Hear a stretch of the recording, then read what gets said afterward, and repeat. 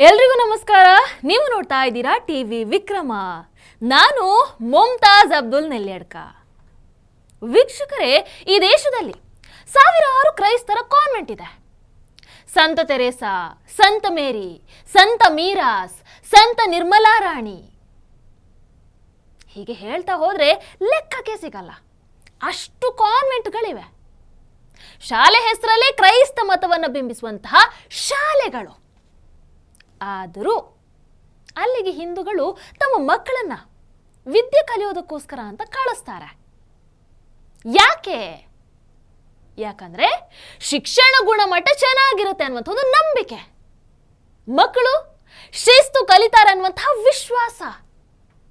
ಕಾನ್ವೆಂಟ್ಗಳಲ್ಲಿ ಸರ್ಕಾರಿ ಶಾಲೆಗಳಿಗಿಂತ ಹೆಚ್ಚು ಸುವ್ಯವಸ್ಥೆ, ಸೌಕರ್ಯ ಇರುತ್ತೆ ಅನ್ನುವಂತಹ ಕಾರಣ.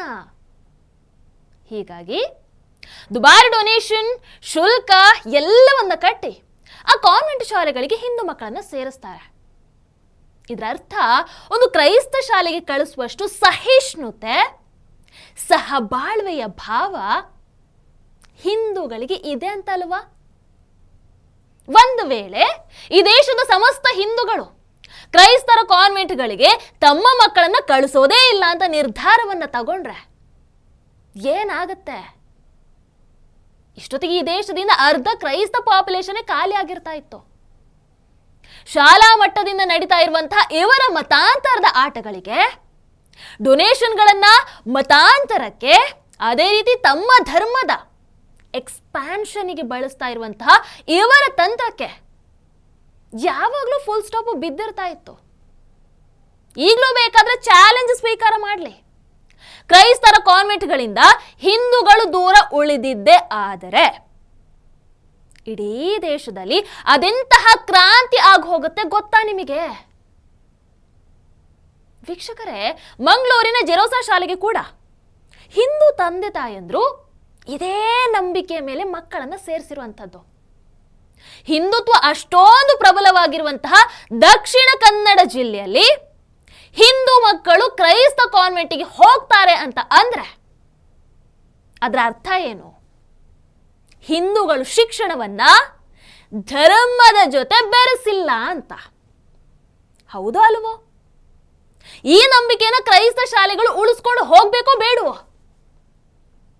ಎಲ್ಲಾ ಧರ್ಮದವರು ತಮ್ಮ ಶಾಲೆಗೆ ವಿದ್ಯಾರ್ಥಿಗಳಾಗಿ ಬರ್ತಾರೆ ಅಂತ ಆದಾಗ, ಮುಖ್ಯವಾಗಿ ಹಿಂದೂಗಳು ತಮ್ಮ ಶಾಲೆಗೆ ಬರ್ತಾರೆ ಅಂತ ಆದಾಗ ಅವರ ಧರ್ಮ ಸೂಕ್ಷ್ಮತೆಗೆ ಗೌರವವನ್ನು ಕೊಡಬೇಕು ತಾನೆ.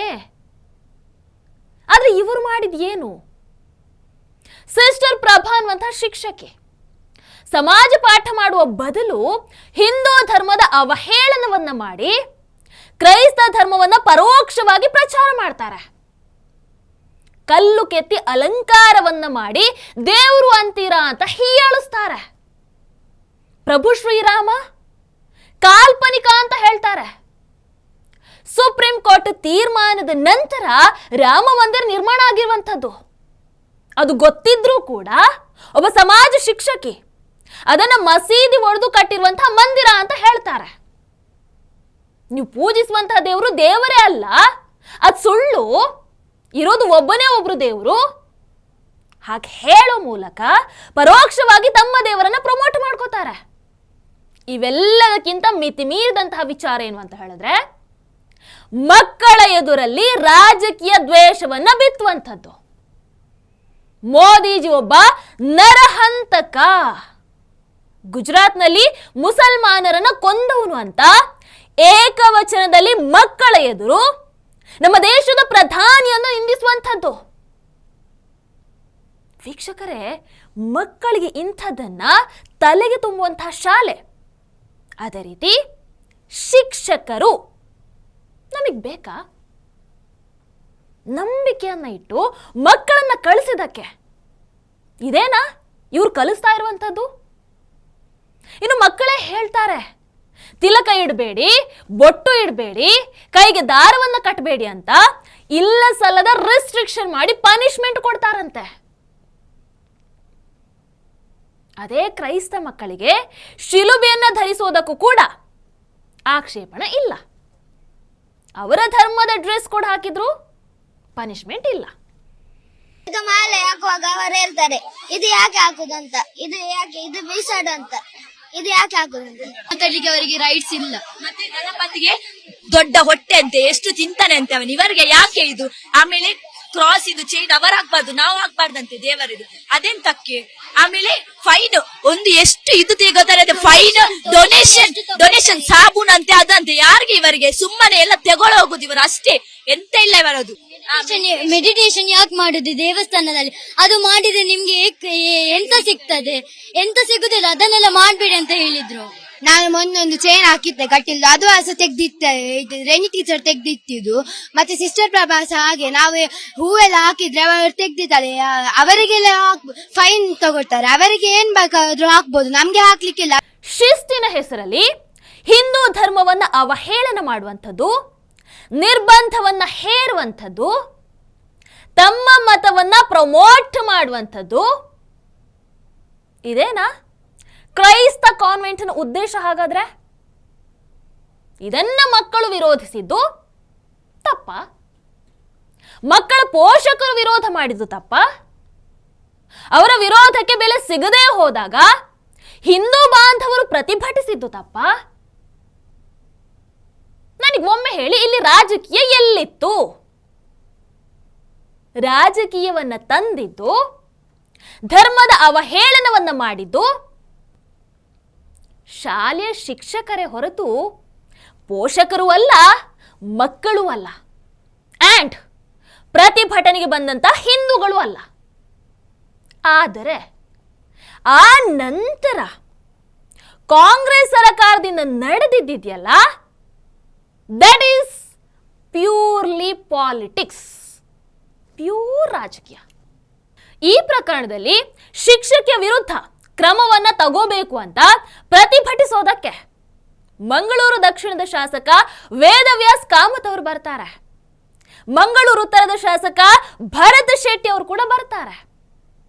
ಶಿಕ್ಷಕಿಯನ್ನ ಅಮಾನತುಗೊಳಿಸಬೇಕು, ಅದರ ಜೊತೆಗೆ ತಪ್ಪೊಪ್ಪಿಗೆಯನ್ನ ಲಿಖಿತ ರೂಪದಲ್ಲಿ ಕೊಡಬೇಕು, ಶಿಕ್ಷಕಿಯ ವಿರುದ್ಧ ತನಿಖೆಯನ್ನ ನಡೆಸಬೇಕು ಅಂತ ಸಮಸ್ತ ಮಕ್ಕಳು, ಸಮಸ್ತ ಪೋಷಕರು, ಅದೇ ರೀತಿ ಈ ಇಬ್ಬರು ಶಾಸಕರು ಹಾಗೆ ಊರಿನ ಹಿಂದೂಗಳು ಆಗ್ರಹವನ್ನ ಮಾಡ್ತಾರೆ.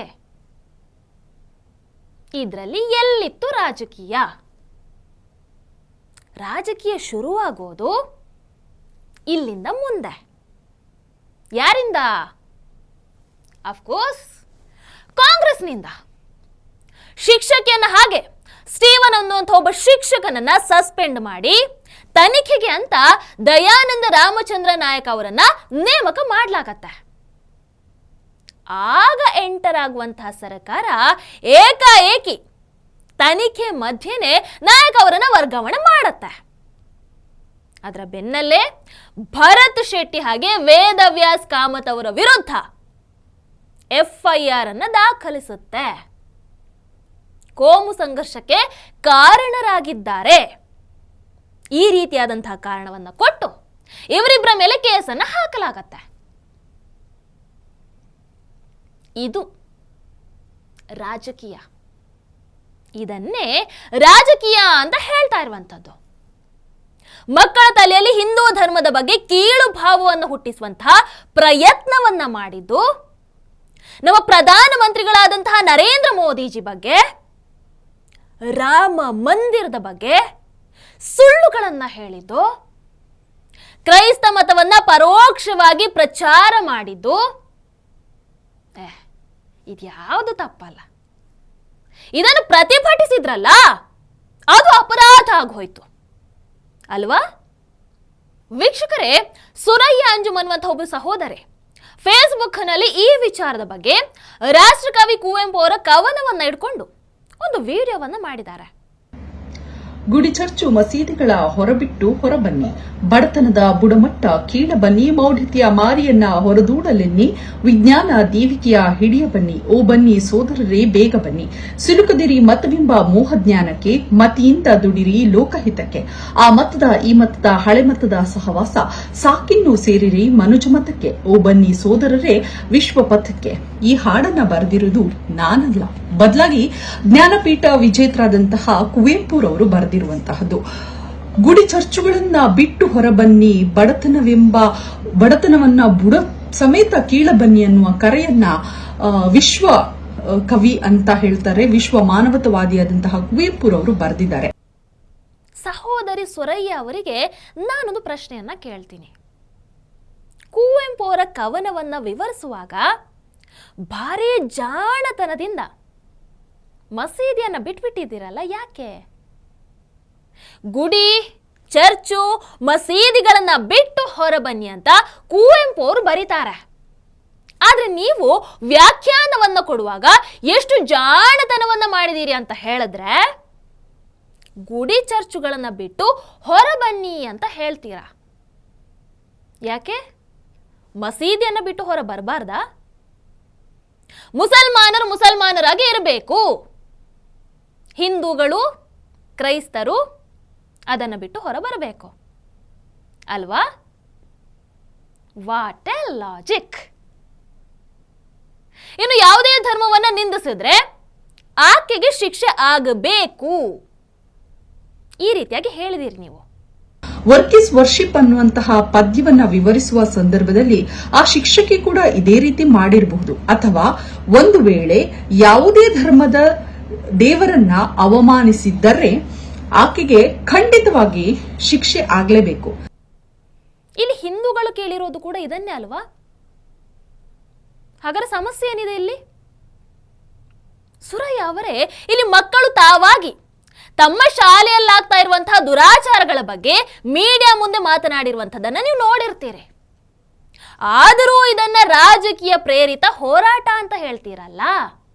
ವೇದವ್ಯಾಸರೇ, ಭರತ್ ಶೆಟ್ರೆ ಕೇವಲ ಒಂದು ಧರ್ಮದ ಅಥವಾ ಒಂದು ಧರ್ಮದ ದೇವರನ್ನ ಅಥವಾ ಒಂದು ಧರ್ಮವನ್ನ ಅಥವಾ ಒಂದು ಧರ್ಮದ ಜನಾಂಗವನ್ನ ನಿಂದಿಸುವ ಹಕ್ಕು ಜರೋಜಾ ಶಾಲೆಯ ಶಿಕ್ಷಕಿಗೂ ಇಲ್ಲ, ಇನ್ಯಾವುದೇ ಸಂಘಟನೆಗೂ ಇಲ್ಲ, ಇನ್ಯಾರಿಗೂ ಇಲ್ಲ. ಅವರವರ ಧರ್ಮ ಅವರವರಿಗೆ ಮೇಲು. ಯಾವುದೇ ಧರ್ಮವನ್ನ ಹೀಯಾಳಿಸುವಂತಹ ಅಧಿಕಾರ ಯಾರಿಗೂ ಕೊಟ್ಟಿಲ್ಲ. ಶಿಕ್ಷಕಿ ಅವಮಾನಿಸಿದ್ದೇ ಆಗಿದ್ದಲ್ಲಿ ಬನ್ನಿ ನಾವು ಹೋರಾಟ ಮಾಡೋಣ. ಆದ್ರೆ ಮಣ್ಣಿನ ಮುದ್ದೆ ಅಂತ, ಹಸಿ ಮಣ್ಣಿನ ಮುದ್ದೆ ಅಂತಿರುವಂತಹ ಆ ಮುಗ್ಧ ಮಕ್ಕಳೊಂದಿಗಲ್ಲ. ಇದು ರಾಜಕೀಯ ಹೋರಾಟ ಅಲ್ಲ, ನಿಮ್ಮ ಸಂಘಟನೆಯ ಹೋರಾಟ ಕೂಡ ಅಲ್ಲ. ನಿಮ್ಮದು ಪೂರ್ವಾಗ್ರಹ ಪೀಡಿತ ಹೇಳಿಕೆ ಅಂತ ಹೇಳೋದಕ್ಕೆ ಇದಕ್ಕಿಂತ ದೊಡ್ಡ ಸಾಕ್ಷಿ ಬೇಕಾ? ಅದು ಬಿಡಿ, ಶಿಕ್ಷಣದಿಂದ ಧರ್ಮ ಮತ್ತು ಧಾರ್ಮಿಕ ಆಚರಣೆಗಳನ್ನ ದೂರ ಇಡಬೇಕು ಅಂತ ಬೋಧನೆಯನ್ನ ಮಾಡ್ತಾ ಇದ್ದೀರಲ್ಲ. ಇದೇ ದಕ್ಷಿಣ ಕನ್ನಡ, ಇದೇ ಉಡುಪಿ ಜಿಲ್ಲೆಗಳಲ್ಲಿ ಹಿಜಾಬ್ ಧರಿಸಿಕೊಂಡೇ ಸ್ಕೂಲಿಗೆ ಬರ್ತೀವಿ ಅಂತ ಮುಸಲ್ಮಾನ ಹೆಣ್ಮಕ್ಳು ಗಲಾಟೆಯನ್ನು ಎಬ್ಬಿಸಿದಾಗ ಎಲ್ಲಿದ್ರಿ ನೀವು? ಧರ್ಮವನ್ನ ಖಾಸಗಿಯಾಗಿ ಇಟ್ಕೋಬೇಕು, ಪಬ್ಲಿಕ್ ಅಲ್ಲಿ ಅಲ್ಲ ಅಂತ ಹೇಳುವಂತಹ ನೀವು ಪಬ್ಲಿಕ್ ವಿಡಿಯೋದಲ್ಲಿ ಹಿಜಾಬ್ ಹಾಕೊಂಡು ಬಂದು ಮಾತಾಡ್ತಾ ಇದ್ದೀರಲ್ಲ, ನಿಮ್ಮನ್ನೇ ನೀವು ವ್ಯಂಗ್ಯ ಮಾಡ್ಕೊಳ್ತಾ ಇದ್ದೀರಿ ಅಂತ ಅನ್ಸೋದಿಲ್ವಾ? ಧರ್ಮ ಮನೆಯಲ್ಲಿ ಇರಬೇಕು, ಶಿಕ್ಷಣ ಮನೆಯ ಹೊರಬಾಗಿಲಲ್ಲಿ ನಾವು ಮನೆಯ ಹೊರಗೆ ಕಾಲಿಟ್ಟಾಗ ಮನುಷ್ಯತ್ವ ಧರ್ಮ ಬರಬೇಕು. ನಾವೆಲ್ಲರೂ ಕೂಡ ಸಮಾಜವಾದಿಗಳಾಗಿ ಸಮಾಜಮುಖಿಗಳಾಗಿ ಬೆಳಿಬೇಕು. ನಮ್ಮ ಧರ್ಮ ನಮ್ಮ ಮನೆಯೊಳಗೆ ಇಟ್ಕೊಂಡು ಹೊರಗಡೆ ಸಮಾಜಕ್ಕಾಗಿ ನಾವು ದುಡಿಬೇಕು. ಇನ್ನು ಶಿಕ್ಷಣಕ್ಕಿಂತ ದೊಡ್ಡ ಧರ್ಮ ಇದೆಯಾ ಅಂತ ನೀವು ಕೇಳಿದ್ದೀರಿ. ಶಿಕ್ಷಣಕ್ಕಿಂತ ದೊಡ್ಡ ಧರ್ಮ ಇದೆಯಾ? ಯಾರೇ ಅವಮಾನಿಸಿದ್ದರೂ ಕೂಡ ಅದು ಶಿಕ್ಷಣಕ್ಕೆ ಅಪಮಾನ ಮಾಡಿದಂತೆ. ಶಿಕ್ಷಕಿ ಅವಮಾನಿಸಿದ್ರು ಕೂಡ ಶಿಕ್ಷಣಕ್ಕೆ ಅವಮಾನ ಮಾಡಿದಂತೆ. ಶಿಕ್ಷಣ ಧರ್ಮಕ್ಕಿಂತ ದೊಡ್ಡದು ಯಾವಾಗ ಆಗುತ್ತೆ ಅಂತ ಹೇಳಿದ್ರೆ ಶಿಕ್ಷಣದಲ್ಲಿ ಧರ್ಮಗಳಿಗೆ ಗೌರವವನ್ನು ಕೊಟ್ಟಾಗ. ಧರ್ಮವನ್ನ ಅವಹೇಳನ ಮಾಡುವಂತಹ ಶಿಕ್ಷಣ ಅಥವಾ ಗುಪ್ತವಾಗಿ ತಮ್ಮ ಧರ್ಮವನ್ನ ಪ್ರಮೋಟ್ ಮಾಡುವಂತಹ ಶಿಕ್ಷಣ ಯಾವತ್ತಿಗೂ ದೊಡ್ಡದಲ್ಲ. ಅಂಡ್ ಅದು ಅಪಾಯಕಾರಿ ಕೂಡ. ಸಹೋದರಿ ಸುರಯ್ಯ ಅವರೇ, ನೀವು ಬುದ್ಧಿ ಮಾತು ಹೇಳಬೇಕಾಗಿರುವಂಥದ್ದು ಜರೋಸಾ ಶಾಲೆ ಶಿಕ್ಷಕರಿಗೆ ಹೊರತು ವೇದವ್ಯಾಸ್ ಕಾಮತ್ ಅವರಿಗಲ್ಲ, ಭರತ್ ಶೆಟ್ರಿಗಲ್ಲ, ಅಥವಾ ಅಲ್ಲಿನ ಹಿಂದೂಗಳಿಗೂ ಅಲ್ಲ. ಅಕ್ಕ ಸುರಯ್ಯ ಕೊನೆಗೂ ಕೂಡ ನೀವು ವಿಡಿಯೋದಲ್ಲಿ ಏನ್ ಹೇಳೋಕ್ ಹೊರಟಿದ್ದೀರಾ ಅನ್ನುವಂಥದ್ದು ಸ್ಪಷ್ಟತೆಯೇ ಇಲ್ಲ. ಅಲ್ಲಿ ಒಂದು ಮಾತನ್ನ ಹೇಳಿ, ಅದು ಶಾಲೆಯಲ್ಲಿ ರಾಮ ಕಾಲ್ಪನಿಕ, ಹಿಂದೂ ದೇವರು ದೇವರೇ ಅಲ್ಲ ಅಂತ ಹೇಳಿದ ಹಾಗೆ ಮುಸಲ್ಮಾನ ದೇವರ ಬಗ್ಗೆ ಯಾರಾದ್ರೂ ಹೇಳಿದಿದ್ರೆ ಪರಿಣಾಮ ಏನಾಗ್ತಾ ಇತ್ತು? ಬೇಡ, ಒಬ್ಬ ವಿದ್ಯಾರ್ಥಿ ಎದ್ದು ನಿಂತು ಏಸು ಕ್ರಿಸ್ತನ ಬಗ್ಗೆ ಕೀಳಾಗಿ ಮಾತನಾಡಿದಿದ್ರೆ ಅಲ್ಲಿ ಆಗ್ತಿದ್ದಂತಹ ಪರಿಣಾಮ ಏನು? ಧರ್ಮವನ್ನ, ದೇವರನ್ನ ಹೀಯಾಳಿಸಿದಾಗ, ಅದನ್ನ ಪ್ರಶ್ನೆ ಮಾಡಿದ್ರೆ, ಅದನ್ನ ಖಂಡಿಸಿದ್ರೆ ಅದು ರಾಜಕೀಯ ಆಗತ್ತಾ? ಶಿಕ್ಷಣ ಮತ್ತೆ ಧರ್ಮವನ್ನ ಇಲ್ಲಿ ಬೆರೆಸಿದ್ದು ಶಿಕ್ಷಕಿ ಪ್ರಭಾ ಅವರು.